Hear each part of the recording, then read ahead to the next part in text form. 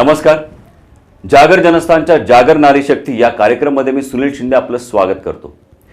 मित्रांनो, या मंचावर आपण विविध व्यक्तिमत्वांना इथे आमंत्रित करतो. आजचं व्यक्तिमत्व मात्र थोडंसं आगळं-वेगळं आहे. ते कलेशी निगडित आहे. बरोबर आहे. एखादी वास्तू जर आपण बघायची म्हटली तर त्या वास्तूमध्ये जर जीव ओतायचा असेल तर त्याला कलेची जोड ही फार महत्त्वाची असते. त्याच्यात रंग असतील, त्याच्यात विविध वस्तू असतील, त्या जर त्याची आणि त्या वास्तूची जर कलेची सांगड झाली नाही तर त्या वास्तूमध्ये जीव येत नाही. अशाच पद्धतीचं विविध स्वरूपाचं काम आपल्या आजच्या जागर जनस्थानच्या मंचावर आलेलं व्यक्तिमत्व करते, ज्याचं नाव आहे शीतल सोनवणे. ज्या स्वतः आर्किटेक्ट आहे, ज्या स्वतः एक आर्टिस्ट आहे.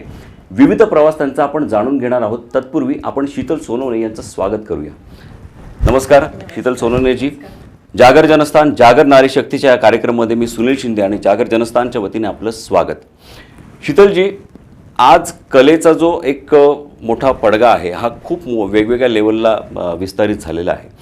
मात्र आपण ज्या पद्धतीने काम करत आहात तर आपला हा जो काही प्रवास होता हा कुठल्या पद्धतीने सुरू झाला? तसं बघायला गेलं तर आपलं एक तरुण नेतृत्व म्हणून बघायला हरकत नाही. यू आर यंगस्टर राईट नाव. पण तरीही इतक्या कमी वेळात आपण 7 समुद्रापार आपली कला लोकांपर्यंत पोहोचवली आहे. तिकडची कला, त्या कलेने आपण इन्स्पायर होऊन इथे विविध बदल करू इच्छिता. मात्र ही सुरुवात कशी झाली? मी प्रॉपर नाशिकचीच आहे. माझं शिक्षण पण नाशिकमध्येच झालं. मराठा हायस्कूलमध्ये मी शिकले. नंतर NDMVPच्या कॉलेजमध्ये माझं आर्किटेक्चर झालं. आर्किटेक्चरचा कोर्स 5 वर्षाचा असतो आणि आर्किटेक्चरनंतर मग मी पुण्याला प्रॅक्टिस करायला गेले. तिथे प्रॅक्टिस केल्यानंतर मी 2009मध्ये अमेरिकेमध्ये गेले आणि हा कलेशी रिलेशन येण्याचं कारण हे USA होतं, अमेरिका होतं.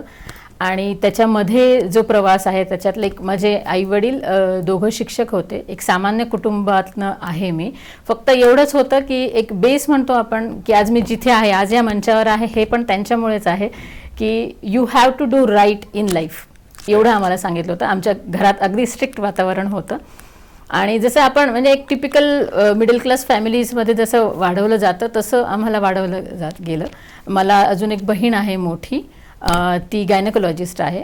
मग ती डॉक्टर आणि मी आर्किटेक्ट, असं आमच्या आईवडिलांनी 2च मुली आहोत, दोघीच बहिणीत आहोत आम्ही. आणि आमच्या आईवडिलांनी तसं आम्हाला वाढवलं. आणि घरामध्ये जसं प्रत्येक गोष्टीची चर्चा व्हायची, डिस्कशन्स व्हायचे आणि आयुष्यामध्ये तुम्हाला निर्णय घ्यायचे आहेत स्वतःचे, एवढं ट्रेन केलं गेलं आम्हाला लहानपणापासून. मग अमेरिकेमध्ये जाण्याचा निर्णय पण माझाच होता.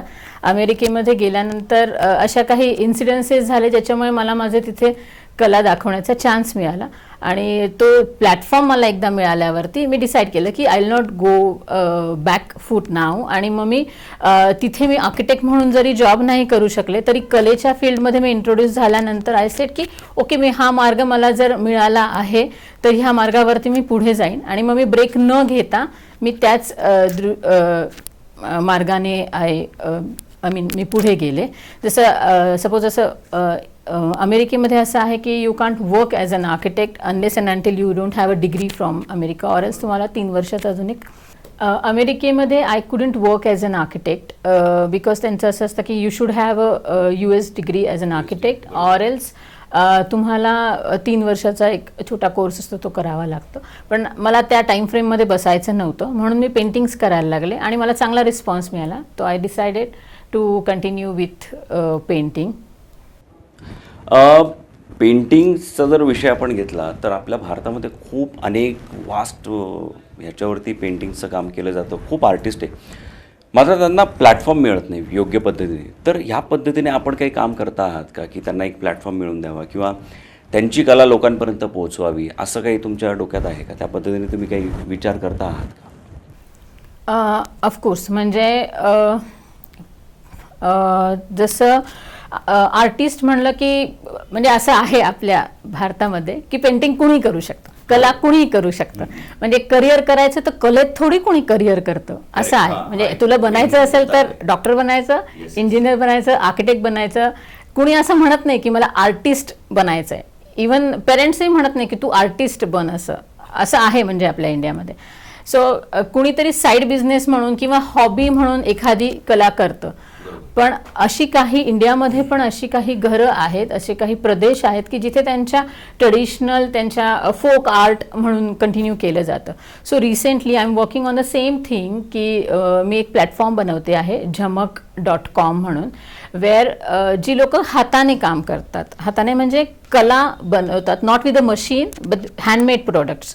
So I am giving platform to those handmade products की भारतामध्ये जसं आंध्र प्रदेश आहे, नॉर्थ इंडिया आहे, ह्या सगळ्या एरियातली जी लोकं आहेत जे अतिशय गरिबीतली लोकं आहेत, पण त्यांच्याकडे कला खूप छान आहेत आणि त्यांचे प्रोडक्ट आपण वेगवेगळ्या ब्रँड्समध्ये घेतो which costing thousands of rupees आणि त्यांना ॲक्च्युअल काही मिळत नाही. So I am making one platform for them, झमक.com जे मी तुम्हाला आत्ता बोलले. सो त्या थ्रू तुम्हाला हे products I mean it's like from business to consumer असा प्लॅटफॉर्म 3-4 डेजमध्ये त्याचं इनॉग्रेशन होणार आहे. Sheetal ji, you are into an art form, बरोबर, ज्याच्यामध्ये आर्किटेक्ट एक वेगळा सब्जेक्ट आहे, पेंटिंग एक वेगळा सब्जेक्ट आहे.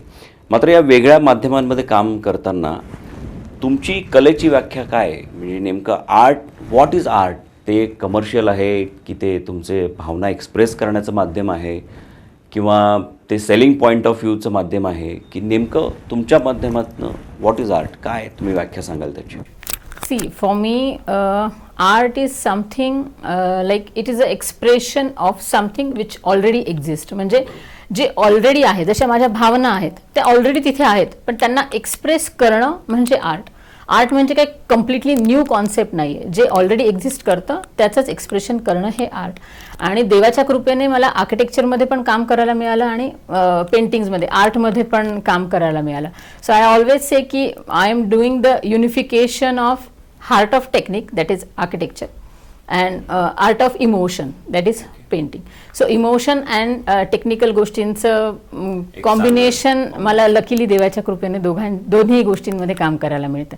आणि सध्या असे प्रोजेक्ट्स पण मला मागच्या मी जेव्हा इंडियामध्ये परत आलं त्याच्यानंतर प्रोजेक्ट्स पण असे मिळाले की जिथे मला आर्किटेक्चरचं काम पण करायला मिळालं, आर्टिस्टिक काम पण करायला मिळालं. सो ह्या प्रकारे म्हणजे आर्ट हे इट्स अ माध्यम टू एक्सप्रेस तुमच्या इमोशन्स, आणि architecture is completely technical thing. मग ह्या दोघांची सांगड घालणं म्हणजे माझं काम. शीतलजी, कलाकार म्हटला की त्याच्यामधला जो एक स्पार्क असतो हा कुठेही तो असा बाहेर येत असतो. मात्र आपण परदेशात जात असता, आपण घराच्या बाहेर कुठेतरी फिरायला गेलेला असता, एखाद्या दुकानात गेलेला असता, तर तुमच्यातला कलाकार, तुमच्यातला तो हा आर्टिस्ट जो असतो तो नेहमी तुम्हाला कुठे काय असं बघितल्यावर, एखादं दुकान बघितल्यावर, एखादं स्ट्रक्चर बघितल्यावर तुम्हाला नेहमी असं वाटतं, अरे नाही यार, ये थोडा और अच्छा होना चाहिए था, ये कलर कॉम्बिनेशन थोड़ा सा गलत होना चाहिए था. तर असं नेहमी तुम्हाला असं हा एक्सपिरियन्स कसा असतो? कारण कलाकार म्हटलं का तो शांत बसत नाही कधी, त्याला कलेच्या माध्यमातून त्याला ते फ्रेमिंगमध्ये ते बसलं नाही का ते त्याला थोडंसं असं ते खटकतं. तर नेमका तुमचा हा एक्सपिरियन्स कसा असतो? You mean to say criticize nature? Actually criticizing is bad, but to be very frank, मला सगळ्या गोष्टी क्रिटिसाइज करत असतात. म्हणजे आता एखाद्याने एखादा ड्रेस जरी घातला ना तरी मला असं वाटतं की यार हे इथे थोडंसं असं असं प्रत्येक ठिकाणी होतं. म्हणजे तसं माझ्या साईटवरती पण होतं. म्हणजे मग कधी कधी एवढी चिडचिड होते त्या समोरच्या माणसावरती की हे तू असं का केलं, हे असं नाही आहे, असं हे नव्हतंच असं. तर ते जोपर्यंत मनासारखं होत नाही तोपर्यंत त्या माणसाचा जीव घेतला जातो. नाही, करेक्ट आहे. कारण तुम्हाला तुमचं विजन वेगळं असतं आणि त्या समोरचा माणूस ज्या पद्धतीने करत असतो ते विजन वेगळं असतं. तर तुम्हाला ते विजन त्यांना एक्सप्लेन करणं फार इम्पॉर्टंट असतं. त्याच्याशिवाय तुमची कलाकृती ही लोकांपर्यंत येत नाही, आणि ती जेव्हा येते तेव्हा त्याची ऑफकोर्स तारीफ होते, अँड देन त्या गोष्टीला तुम्ही विन झालेले असतात. मला पुढचा प्रश्न असा विचारायचा आहे की कलेच्या माध्यमात आपण ज्यावेळेस काम करत असतो त्यावेळेस आपला जो संपर्क असतो हा विविध वर्गामध्ये येत असतो. लहान असतील, मोठे असतील, वयोवृद्ध माणसं असतील. मात्र आज लहान मुलांमध्ये कलेचं जो एक भाव आहे, जो एक प्रॉपर पद्धतीने पेरले गेला पाहिजे, तो येत नाही आहे. आणि त्याच्यामुळे मुलं मोबाईलच्या व्यसनाआधी जास्त झालेली आहे किंवा वेगवेगळ्या मार्गाला जात आहेत. मात्र त्यांना कलेमध्ये आणणं हे कुठल्या पद्धतीने आपण बघता आहात, किंवा मुलांसाठी कलेच्या माध्यमातून आपण काय करण्याची इच्छा आहे आपली? ओके, माझा हा जो थॉट आहे, माझं जे आर्ट सेंटर आहे क्रिएटिव्ह कुटीर, ह्याचा जो थ्रेड आहे तो मी अमेरिकेमध्ये असताना आर्ट गॅलरीज बघितल्या. न्यूयॉर्कमध्ये 1500 आर्ट गॅलरीज आहेत. सो त्या आर्ट गॅलरीज फिरत असताना I never come across any Indian painting, to be very frank. So मला ते कुठेतरी खलत होतं. आणि अमेरिकेमध्ये मला प्लस पॉईंट काय झाला तर मला सगळ्या आर्टिस्टची पुस्तकं अवेलेबल झाली to read. So that time luckily I was reading Pablo Picasso. आणि पॅब्लो पिकासोने at his last age he said की I am learning to paint like a child. So ते मला त्या आर्ट गॅलरीज मी जेव्हा फिरत होते तेव्हा मला ते जाणवत होतं की यार इथे का बरं इंडियन पेंटिंग्स का दिसत नाही आहे मला. आणि मी त्या गॅलरीजमध्ये व्हिजिट केली की ती लोक म्हणायची की इफ आय से की मला माझं पेंटिंग इथे लावायचं आहे तर दे यूज टू से की if you are an artist you should not follow us, we should follow you. Okay. So तिथे आपल्याला जाणवत होतं की यार आपण अजून तिथे पोहोचलेलो नाही आहे. म्हणजे मग त्या पॅब्लो पिकासोचं पुस्तक रीडिंग ज्याच्यामध्ये म्हटलं आहे की I am learning to paint like a child, आणि मला जसं तिथे ट्रीट केलं जातं आहे, ह्या दोन गोष्टींमध्ये माझ्या डोक्यात खूप मोठं वादळ उठत होतं की कुठेतरी काहीतरी रॉंग होतंय, कुठेतरी काहीतरी चुकतंय. असं काय की मला हे एक्सप्रेशन्स नाही आहेत, मला काय ह्या लोकांसारखं एक्सप्रेस करता येत नाही आहे की हे एवढ्या म्हणजे हे वयाच्या इतक्या लेवलपर्यंत पोचून सुद्धा they can explain their life with very minimum forms. असं का आणि इतकं कॉन्फिडेंटली कसं, जे माझ्याकडे का नाही आहे. सो त्या पॅब्लो पिकासोचं ते सेंटेन्सवरून मी डिसाईड केलं की माझ्या देशामध्ये मुलांना आर्ट हे शिकवलं जातं आहे, ते एक्सप्रेस करायला चान्स नाही मिळत. आपण मुलांना डक किंवा देखावा जे लहानपणी आपण केलं घर, हां, ते ड्रॉ करायला शिकवतो, त्यांना नाही ड्रॉ करू देत. आपण इथे आर्ट क्लासला मुलांना पाठवतो, तो आर्ट क्लास नसतो, तो ड्रॉइंग क्लास असतो. तिथे समोर पुस्तक ठेवलं जातं आणि त्यांना सांगितलं जातं की हा हत्ती असाच काढायचा. का आपण मुलांना सांगत नाही तू बघितलेला हत्ती तू काढ म्हणून? त्याने जो कार्टून नेटवर्कवरती जो हत्ती काढला तो काढू देत ना त्यांना. त्यांच्या मनात किती कन्फ्युजन असेल की आम्ही बघतोय की आम्हाला इथे ड्रॉ असा केला जातोय, त्याच्या हत्तीला मे बी एकच कान असेल कारण की तो वन साइडच बघतोय, आपण का त्याला दोनच कान काढायला लावतो. So let him come with the flow, his own ideas. So मी तेव्हा अमेरिकेमध्ये तेव्हाच मी ठरवलं की I will work for the children आणि केम बॅक टू इंडिया. आणि मग मी आर्ट सेंटर चालू केलं, क्रिएटिव्ह कुटीर, जिथे मी पेरेंट्सला आधीच सांगते की इफ यू आर एक्सपेक्टिंग की तुमचा मुलगा किंवा मुलगी 1 महिन्यामध्ये सिस्टमॅटिकली कलर करायला शिकेल, की कलर बाहेर नाही जाणार, किंवा एक फुल ड्रॉ करायला शिकेल, की हे असं एक्सपेक्टेशन असेल तर please don't send him here, की इथे ते होत नाही, चौकटीमध्ये काहीच नाही. आम्ही पहिल्या दिवशीच असतं की मुलांना त्याच्या फेवरेट गोष्टी ड्रॉ करायच्या. त्याला त्याच्या फेवरेट गोष्टी पण लवकर कळत नाही कारण की आपण एवढं त्यांच्यावरती बंबाड करून ठेवलेल्या आहेत सगळ्या आपले थॉट्स, की मुलांना एक्सप्रेशन नाही ठेवलं आहे आपण. सो आम्ही मुलांना हे एक्सप्रेस करायला शिकवतो. आणि कमिंग टू युअर क्वेश्चन की ह्या गोष्टीमध्ये आर्ट कसं प्ले करतं, सो आर्ट सगळ्यात important role at any age, कुठल्याही वयामध्ये तुम्ही आर्ट चालू केलं की यू विल सी की तुमचा पेशन्स लेवल खूप इन्क्रीज होतो. So art plays major role in improving your patience. Second thing is confidence, की तू जे ड्रॉ केलं आहे ते तू एक्सप्लेन करायचं. हे एक्सप्लेनेशन आपण मुलांना देत नाही, आपण मुलांना चान्सेस देत नाही. त्यांनी जे बनवलं आहे ते काय आहे ते एक्सप्रेस करायचं. आपण डायरेक्ट म्हणतो की हे काय ड्रॉ केलं आहे, हे किती बोर आहे, हे असं थोडी असतं. ड्रॉ केलं जसं आता माझ्याकडे क्लासला येणारी मुलं कधी कधी काळ्या रंगाचं फूल बनवतात, निळ्या रंगाचं फूल बनवतात, बट स्टील आय से की वाव किती छान आहे, आज फ्लॉवर ब्ल्यू का आहे, मग त्याचे इमोशन्स त्याच्याशी रिलेटेड आहेत ना, म्हणून ते ब्ल्यू आहे. Absolutely absolutely. त्या मुलाला तो पहिल्यांदा दुसऱ्यांदा फ्लॉवर काढतोय तेव्हाच त्याच्या फ्लॉवरला तुम्ही घाण म्हणाल तर तो पुढे आयुष्यात फ्लॉवरच कशाला काढेल. He will restrict himself to express, right. So हे नाही व्हायला पाहिजे. आणि मुलांना जेव्हा एखाद्या त्या आर्टमध्ये पेशन्स लेवल वाढून इंटरेस्ट वाढेल ना, ऑटोमॅटिकली तो फोन बाजूला जाईल. जसं आता मी मध्यंतरी एक प्लॅटफॉर्म चालू केलेला पॅन्डेमिक पिरियडमध्ये, पिकासो मंत्र नावाचा, की कुठल्याही एज ग्रुपच्या माणसाने त्याच्यावरती तुम्ही जे काही ड्रॉ कराल ते पोस्ट करा. So you will get a artistic appreciation to it. तर एक दिवस मी माझी मुलगी आहे ना हे बघत होती मिकी माऊस आणि डोनाल्ड डक. आता I really love Mickey Mouse and Donald duck.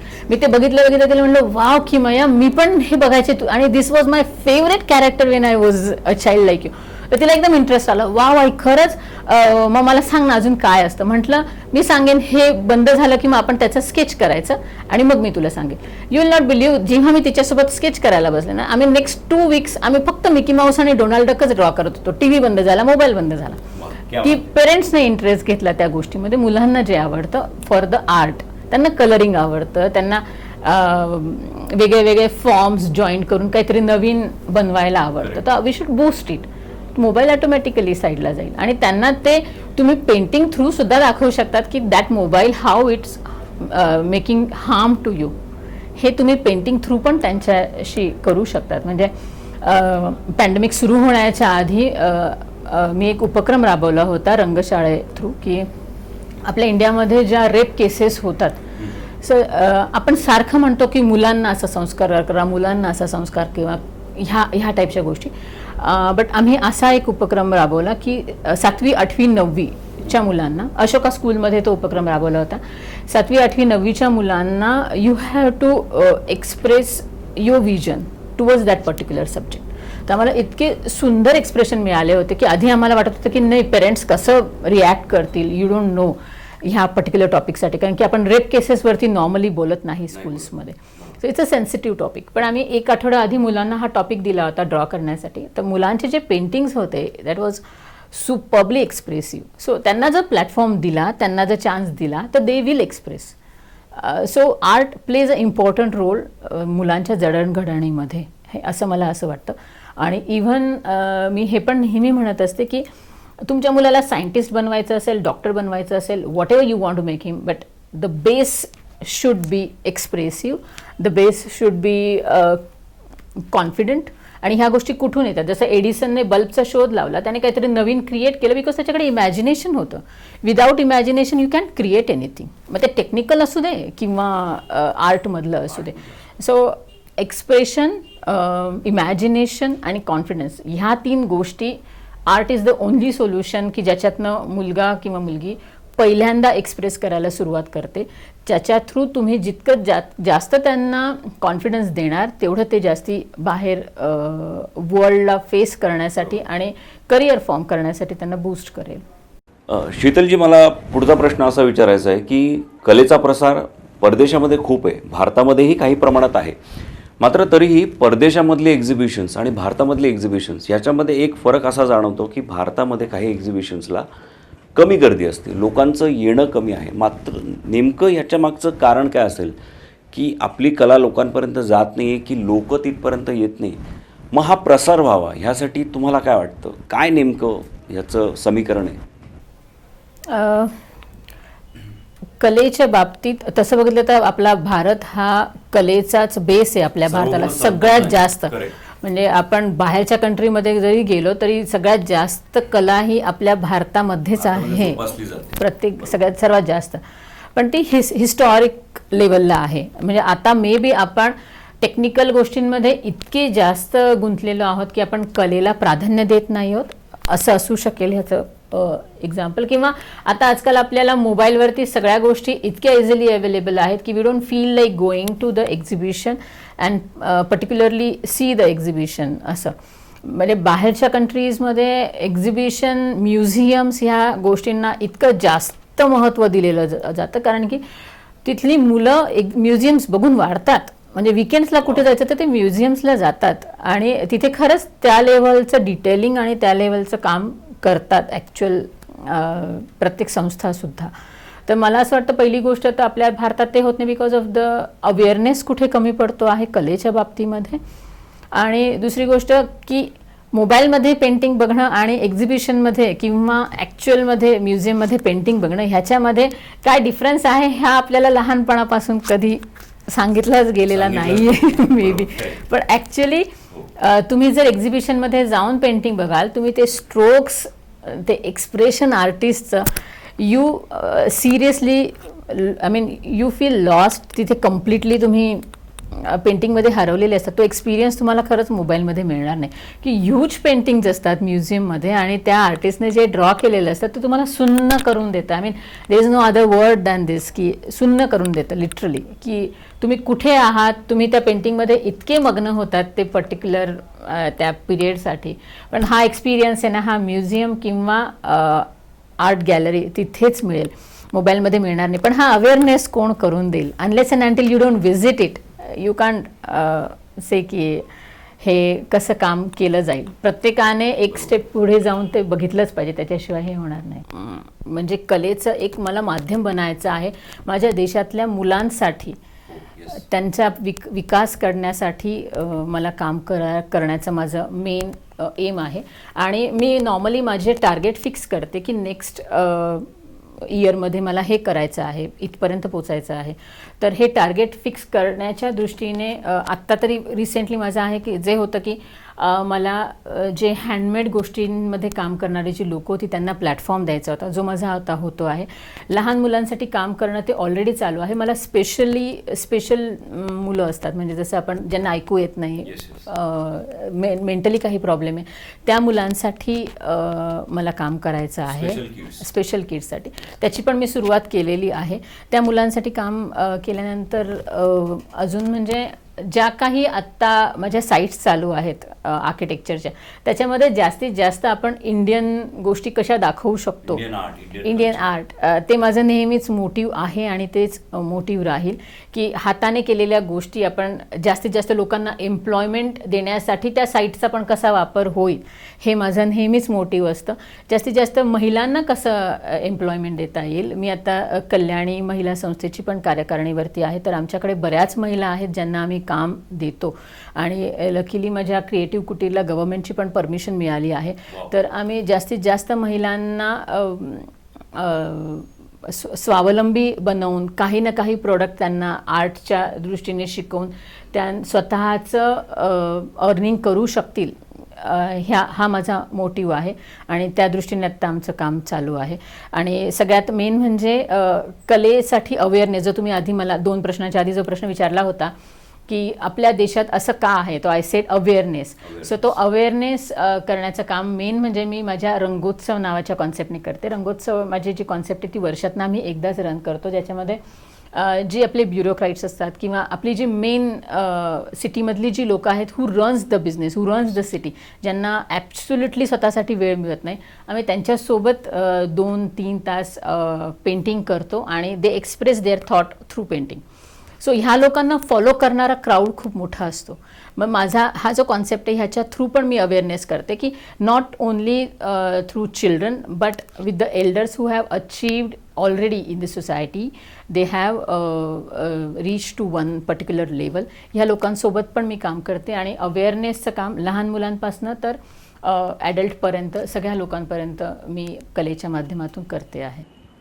Wow. शीतलजी, जागर जनस्थान, जागर नारी शक्तीचा या कार्यक्रमामध्ये आपण इतक्या वेगळ्या पद्धतीने कलेशी आम्हाला एक सांगड घालायला मदत केली, त्याबद्दल खूप खूप धन्यवाद. आपण जागर जनस्थान या जागर कट्ट्यांवर आला त्याबद्दल जागर जनस्थानच्या वतीने मी आपलं खूप खूप धन्यवाद करतो. धन्यवाद सुनील, आणि धन्यवाद जागर जनस्थान कट्ट्याला सुद्धा की मला तुम्ही इथे बोलवलं आणि मला चान्स दिलात टू गेट एक्सप्रेस. आणि माझ्यामुळे काही महिलांना प्रोत्साहन मिळणार असेल तर that will be great thing. आणि थँक्यू सो मच सुनील, मला इथे इन्व्हाइट केल्याबद्दल. तर मित्रांनो, या होत्या शीतल सोनवणे. बघा ना, आपल्या आयुष्यात कलेचं महत्त्व किती असतं. कलेला एका वेगळ्या चष्म्यातनं आज आपल्याला बघण्याची संधी शीतल सोनवणे यांनी दिली आणि त्याच माध्यमातून आपल्याला विविध पैलू आपल्याला यातनं कळाले. मित्रांनो, जागर जनस्थान, जागर नारी शक्तीच्या या कार्यक्रमामध्ये आपण असेच वेगवेगळे पर्सनॅलिटीज, वेगवेगळे मान्यवर आपण इथे आमंत्रित करणार आहोत. आपण पाहत राहा जागर जनस्थान, सामान्य माणसांच्या हक्कांचं विचारपीठ. धन्यवाद.